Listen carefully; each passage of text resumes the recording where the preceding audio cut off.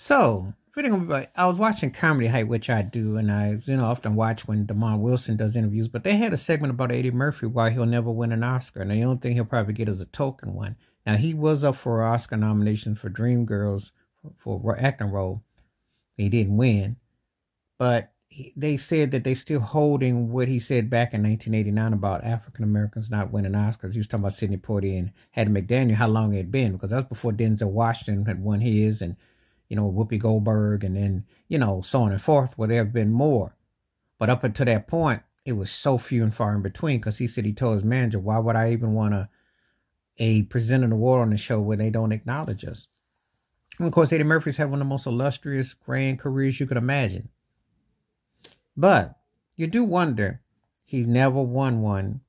And you may wonder, they talking about Spike Lee got an honorary one, and Angela Bassett got an honorary one, and Samuel Jackson. They're giving out these awards to him.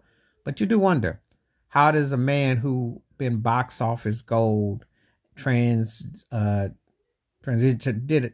He transformed the game. I mean, he became a power player. They say that some of his movies, when he showed a pro-blackness, which he did in Coming to America, which he did in Boomerang, certain things that he's done, they said he's, stuck it to him when they've been watching.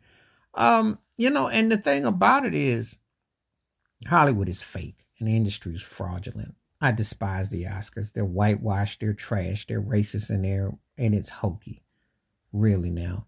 Those stuff that they make people act like you got to be this all prim and proper and stiff and what they do for Oscars. It doesn't do anything for your career, no way. Because if that's the case, what happened to Cuba Gooding Jr.? Why is he still on a milk carton?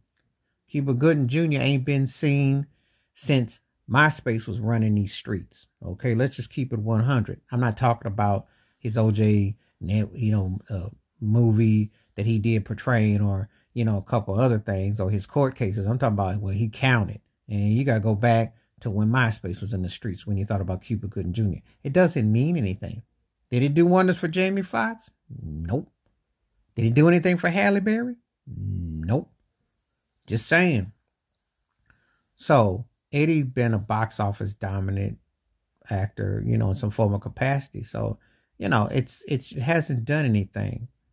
But the fact is, it's still being respected by your peers, or something that you would think after all this time, especially when you're talking about a talent that you're talking 40 years all around entertainer, and someone that definitely dominated film. Because they're going to have Beverly Hills Cop 4. Now, I'm not going to sit here and tell you that that's exactly going to be, up there with some of the best stuff. I like the first one.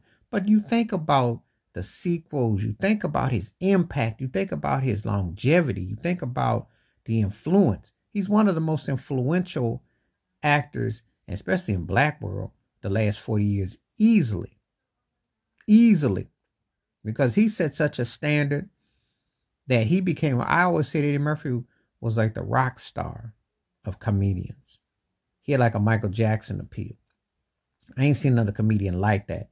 Now, Pryor is the GOAT to me. And I got comedians I might take over him. But if you're talking about the guy that from head to toe set it off when he hit the stage, ain't nobody hit it like Eddie. For some turkey come up here and talk me about Kevin Hart's longevity, which is, I'm not a Kevin Hart fan, but I give him his due. Longevity is longevity. I don't care how it gets through. You got through the door. Or someone throws Cat Williams or somebody up there. They don't have what Eddie had. Martin Lawrence, Chris Tucker, Chris Rock, all Eddie Junior Whoppers. Everybody pretty much been a Junior Whopper Eddie that got on the stage and hit the crossover and did what he did. But he was only one of him. But no, they don't give him that old funky, stiff butt award. And he really don't need it, because he won in a real way. He proved himself over and over and over again. But it was a good story on Comedy Hype. They was talking about why Eddie never won one and how they still hold it against him, because you can't be black and speak out. They want you to sit there and shuffle and shuck your teeth and just be happy to get a crumb from the massa. Doesn't make no difference if you win they token awards. They're not going to take care of you. They don't care if you make fish sink or swim, But it's a great testament that his career, in spite of that, didn't need it. Made him even bigger. And he kept on working. And he's still going strong. He's got a lot of sequels, a lot of things that has long ago secured his legacy. So he doesn't even have to look back. But it sure does says a lot about how that plantation hates when you speak out on them. Because that was one of the most blackest thing I've ever seen an entertainer do. Get on that stage and say, y'all don't never give them black folks nothing. So, which he spoke the truth. And they don't forget it. And believe me, if they could come out and Me Too him or cancel him or try to bump him off the road, believe me, they don't forget because the hate is real. Please like, subscribe, work on thoughts, comments, and I do respond. Thank you. Wash your hands. Keep your mind clear. Watch out for another. Share it if you like. I'm out. Peace.